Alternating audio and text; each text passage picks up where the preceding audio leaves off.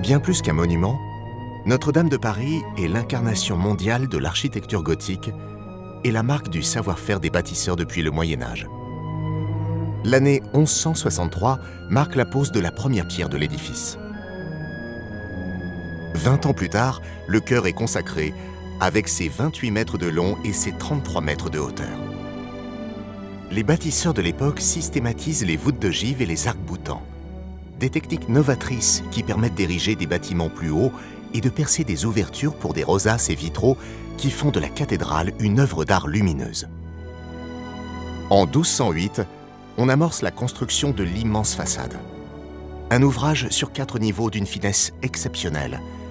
Il faut alors imaginer de nouveaux outils comme des scies hydrauliques pour débiter les blocs de pierre et des engins de levage comme la cage écureuil. En 1250, les 2 tours de la façade sont terminées. L'édifice est désormais opérationnel. Avec une superficie de 6000 m², la cathédrale Notre-Dame de Paris restera jusqu'au milieu du XIIIe siècle le plus vaste monument religieux du monde occidental. Après plusieurs siècles de sommeil, Notre-Dame de Paris connaît sa première restauration entre 1715 et 1720. Le chœur est transformé, le maître-autel remplacé. Les arcades de style gothique sont comblées et habillées de marbre et d'ornements en plomb doré. Notre-Dame de Paris évolue, et ce n'est que le début.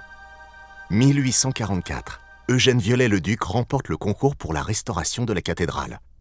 Il imagine une nouvelle flèche de chêne et de plomb qui s'érige désormais à 96 mètres du sol. Il reconstruit la galerie des rois, dessine et fait sculpter plus de 100 nouvelles statues et de nouvelles gargouilles pour peupler le haut de la façade. Seule la forêt, surnom donné à la charpente de Notre-Dame, sera laissée en l'état. Datant du XIIIe siècle, elle illustrait le génie des premiers bâtisseurs de par sa complexité et la qualité de sa conservation. C'est pourtant ici même que prend source l'ultime épreuve de Notre-Dame de Paris.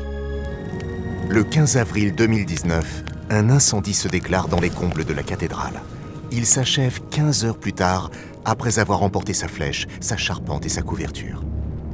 Dès le lendemain, le défi est lancé, reconstruire Notre-Dame en à peine 5 ans. Pendant 2 ans, une première phase de sécurisation du bâtiment va mettre à contribution une centaine d'entreprises expertes en restauration. Puis, à l'automne 2021, débute la reconstruction à l'identique, mobilisant plus de 1000 ouvriers hautement spécialisés sur le chantier et dans les ateliers d'entreprises qualifiés dans toute la France. Au savoir-faire traditionnel s'allient des technologies de pointe. Le laser redonne à Notre-Dame sa couleur d'origine. Des logiciels de modélisation numérique pour visualiser la structure en 3D permettent d'imaginer les travaux de charpente et de couverture.